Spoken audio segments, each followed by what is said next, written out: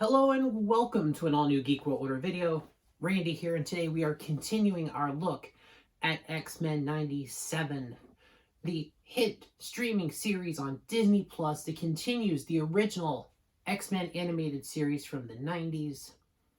And we are at episode 10 of the season, Tolerance is Extinction Part 3. We are up to episode 10, the final episode of the season, so there's a lot going on here. So first we get a scene of Charles and Magneto in a bar. There's soldiers in the background, they're talking, and it seems to be, we're finally getting to see that scene where they're meeting for the first time. They're learning about each other's powers, they learn that each other is a mutant, and we start to get those hints of Charles's vision. But we learn it's not the actual flashback, it's not a memory. This is Magneto's mind. So Charles is actually Charles is in Magneto's mind. He's trying to take over so that he can stop the EMP and return power to the world so that they can,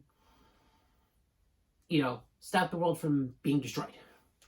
So, unfortunately, it gets to a point where Xavier just has to take over, and there are extreme consequences for this.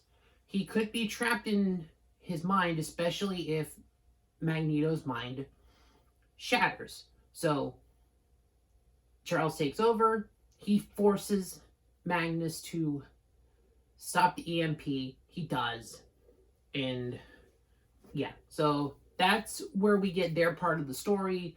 And then as it goes through, we do see some interesting cameos. We see the Silver Samurai. We see Iron Man and Captain America in President Kelly's War Room. We see Daredevil. We see Doctor Strange doing surgery by candlelight. And he's got the disc things like they look in the MCU. So he's actually using his powers to control to perform the surgery, because obviously his hands were destroyed in the accident. But that's cool. So we go there. We get scenes of Cooper being held in the where she's being held, watching the Prime Sentinels come back to life, and yeah. So we go to the place where Jean and Cable had their battle in the last episode. Bastion pretty much has the rest of that team captured. He has the team dead to rights. Of course, Storm tries to appeal to Bastion's humanity. He's not falling for it. And then we do see some other cameos as he continues his monologuing. We see Black Panther, Cloak and Dagger, Omega Red with some other Russian superheroes. We see Psylocke and a group of other mutants on Genosha. And then we learn just how long Cable has been trying to undo this event.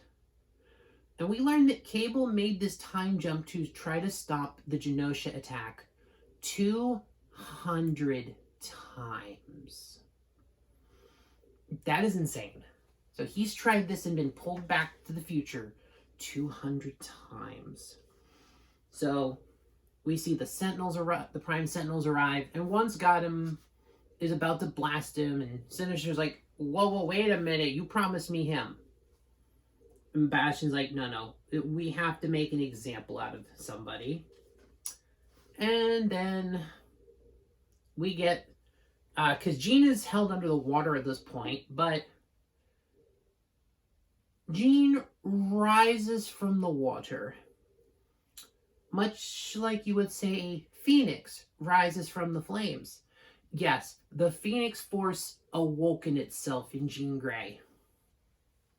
So she fights off Sinister's control, actually ends up destroying the little Sinister chip in Cable's head. So Cable's free from the control. Jean and Sinister have a confrontation, and she uses the power of the Phoenix Force to burn away the genetic material that Sinister had gathered over the last 100+ years, because we know he's at least old enough to have been alive in the 1800s.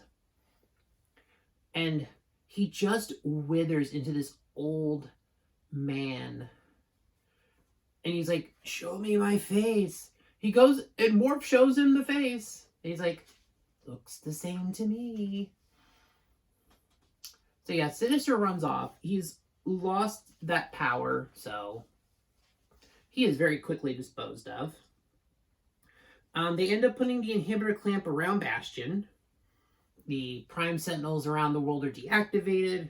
We see it go,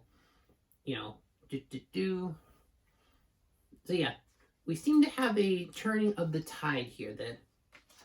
But Bastion, as he does, kind of has this kind of resilience like the Borg. He adapts and eventually overpowers Cable by ripping Cable's arm off and beating him with it. So yeah.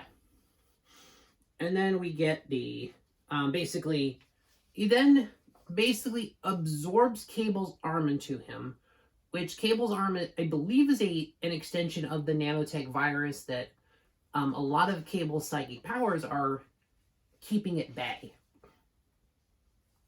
So Bastion absorbs the arm.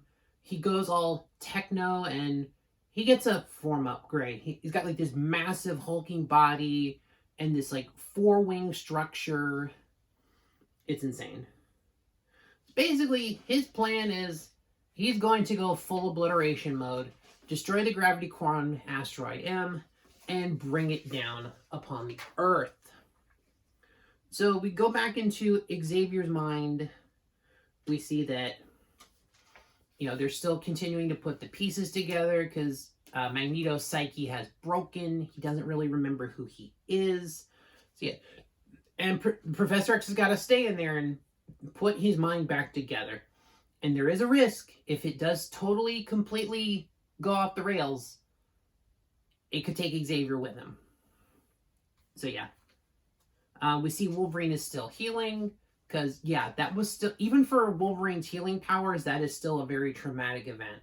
So he's on, like, a ventilator. And Cyclops is giving him encouragement. He's like, do what you do best.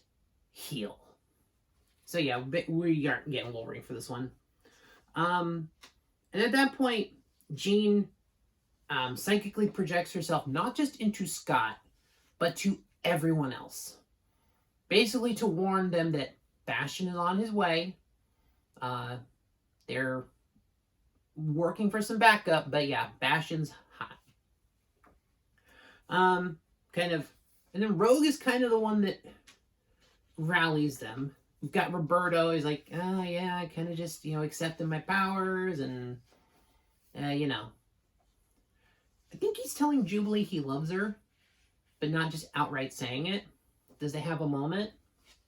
And then Rogue just throws off a great quote. She just kind of channels Gambit, and she's like, the cards may not be in our favor. No, the cards may be bad, but the odds are always in the X-Men's favor. So we've got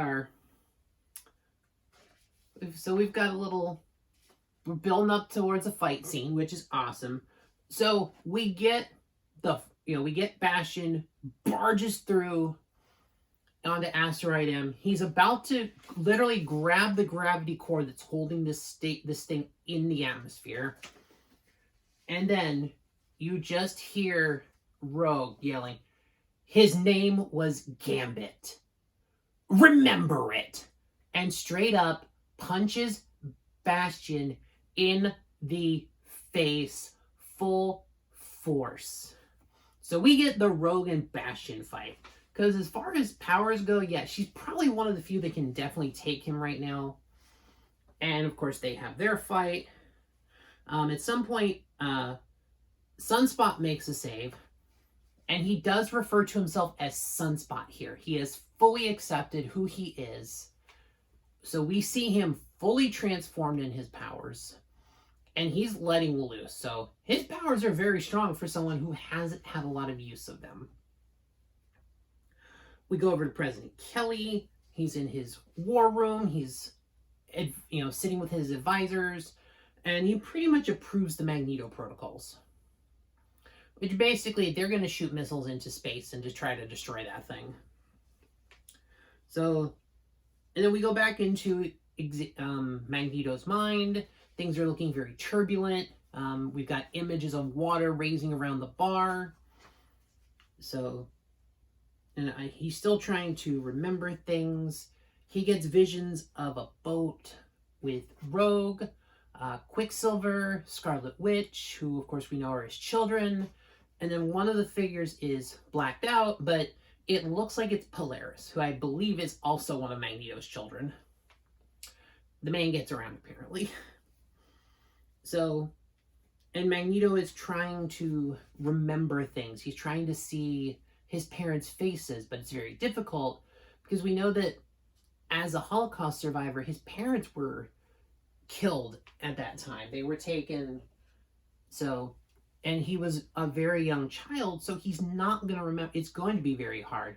He more vividly remembers the footsteps and the soldiers' fate and the seeing the boots of the soldiers because he was probably looking down trying to hide.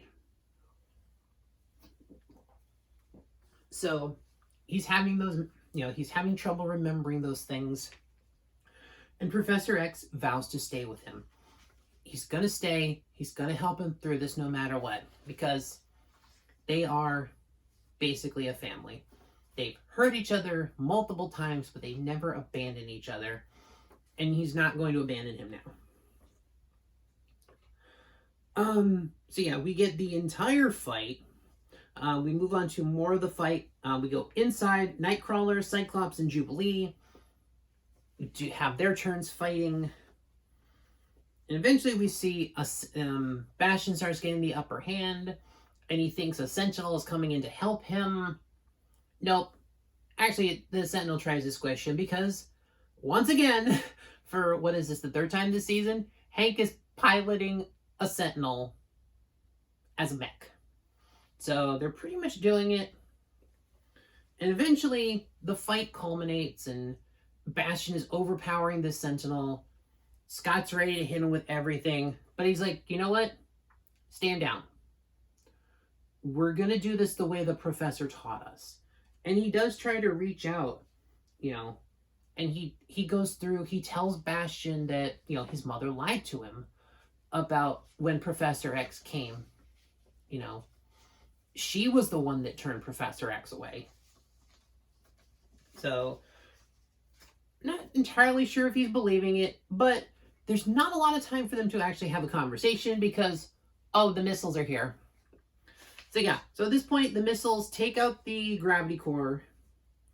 We seem to, and the explosion starts. It seems like Bastion might actually be accepting the X-Men's offer. It seems like he's reaching out to them, but he seems to be caught up in the initial blast. So presumably he is destroyed. The X-Men are surrounded by Jean's psychic bubble, so they're safe. There is a hull breach.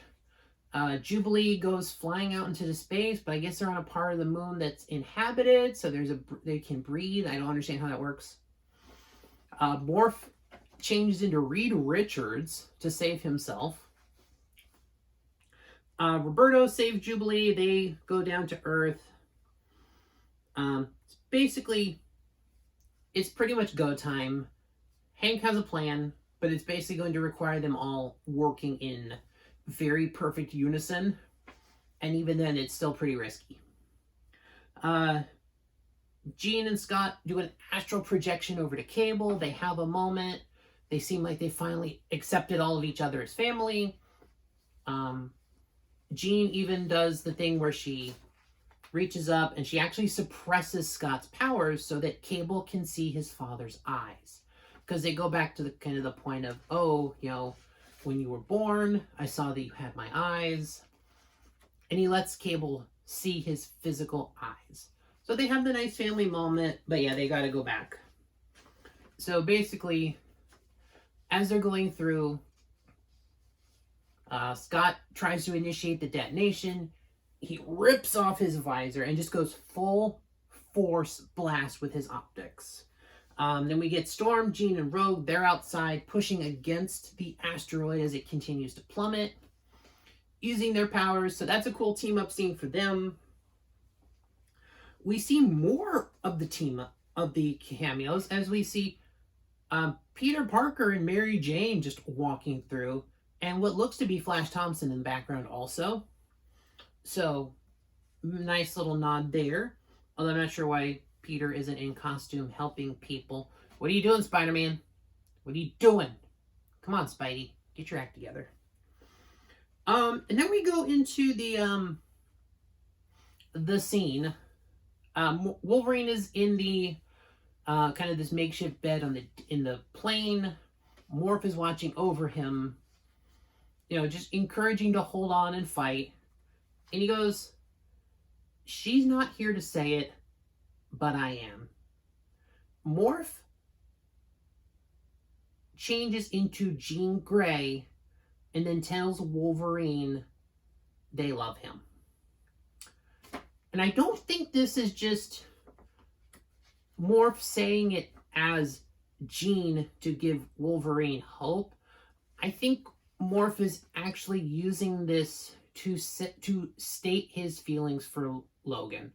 I think we are, and I believe on Twitter, Bo DeMeo confirmed that is exactly what happened. So Morph is confessing his feelings for Wolverine. So they've hinted at there might be some feelings in there.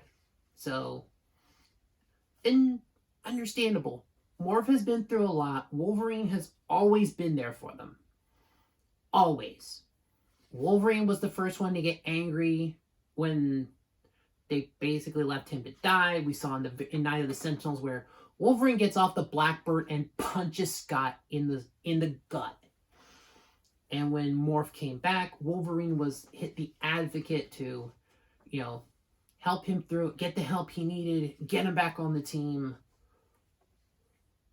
There was an unbroken bond between the two. So, totally understandable. So, we go back into Magneto's mind, and he finally puts the pieces together. Charles has gotten through to him. He remembers the shared dream, understands the bond that they have, and we get him putting all the pieces back together, snapping out of it, and we get Magneto lives. As he just enters out, uses his powers, stops the asteroid from falling, but it somehow seems that it implodes. Is that what happened here? Because the asteroid didn't explode. It imploded, which I don't think was the thing. So we don't know what has happened to our heroes. And we cut to 6 months later. We're in the future. 6 months have gone by. The mansion gates are chained up, but we see Forge in the lab. So he seems to be working. He's trying to find him. And there's a lot of things going on. We also get some information that Grayson Creed is leading in the polls. So we know Creed is very anti-mutant. He's going up against President Kelly in his re-election year. And just with all the events going on, he's making gains. So we could see a change in president. And so on this board, and I had to take some time to write all this down because there was a lot going on here. Basically, there is a board, and it's very similar to the board that was seen, the poster board in Days of Future Past, where it lists mutants that are dead, captured, whatever. So we see that there's a number of mutants in various states. So we have our AWOL mutants. So basically, Forge has no idea where they are because we know they were on Earth, but we just don't know where. Cable, Jubilee, and Sunspot. I mean, Cable is being Loner Cable. Jubilee and Sunspot, they probably just took a vacation somewhere, with Roberto's family money. We see that listed as off-world, so not on Earth, are Quicksilver and Scarlet Witch. So that'll be interesting to see what happens to them.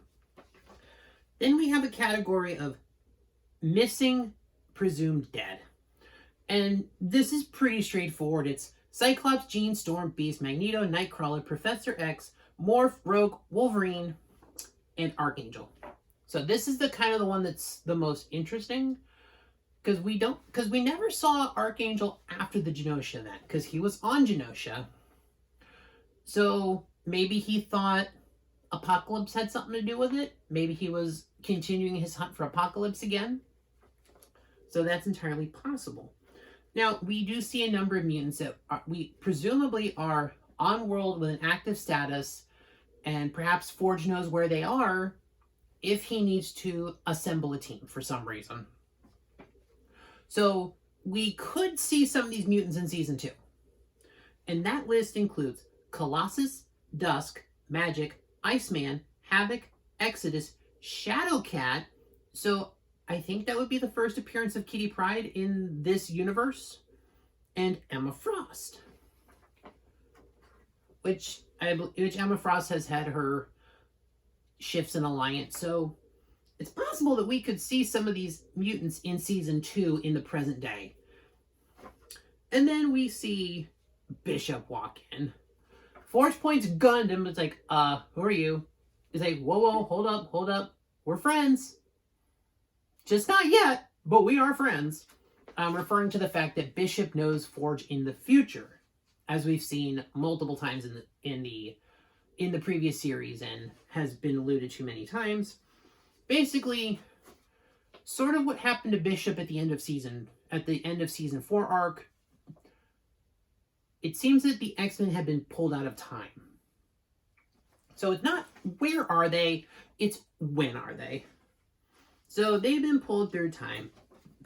And we see that our team has been pulled into 2 different locations. We get one group who was pulled to 3960 AD. But we know Jean and Cyclops are for sure there. They're the ones we see in this scene. They're kind of in this desert wasteland. And they get confronted by a group of individuals, one of which refers to herself as Mother Ascani of Clan Ascani. And she's voiced by Gates McFadden. So this little Trekkie's heart is just so pumped because Gates McFadden is part of this universe. So that's awesome. And we see a child come up. He's like, hey, I don't sense any, malintention from them. They seem to be good. And it's a child version of Nathan, probably, I'd say around 12 years old or so. So this will be interesting. And then the other group, we go back to 3000 BC. And we have Rogue, Nightcrawler, Beast, Magneto, and Professor X. And they see a group of warriors. They get attacked. And then they see them fighting with this other warrior who seems to be from an opposing tribe. Charles uses his psychic abilities to reach out to him. He's like, hey, we're not a threat. We're not a problem. And then we see him pull a face mask off. And we see the blue lines across the face that are very familiar. And this individual introduces himself as En Sabanur. So this appears, because based on the blue lines on his face, this appears to be the young version of Apocalypse before he's Apocalypse. So it looks like we're going to get some... So it looks like Apocalypse is being saved for season 2. So we're going to get probably some different things, some future stuff, some past, maybe Apocalypse's origin in this universe, and the different stories they can adapt from there. And once we get that reveal, we cut to the Be Continued. But wait, there's more. There is a mid-credit scene. We cut to present-day Genosha, and we hear that deep, billowing voice. And it says, so much pain, my children. So much death. And we see it is the hand. You see the purple wrist structure, the cable attached to it, that is the hand of Apocalypse. And what he's holding in his hand when he says so much death is the burnt Queen of the Queen of Hearts that Gambit was holding in episode 5. So this is where we fade to black and hit the rest of the credits. So it is likely, a lot of people have theorized that Gambit will likely be back, might be back in season 2 as Apocalypse's Horseman of Death. So I think that scene gives us a lot of credence to it. Now, in these different time splits, we did not see Storm, Wolverine, or Morph. So we don't know where they are. Are they in one of the 2 time streams, just separated from the groups? Are they pulled out of time? Could they be turning into Apocalypse's other horsemen?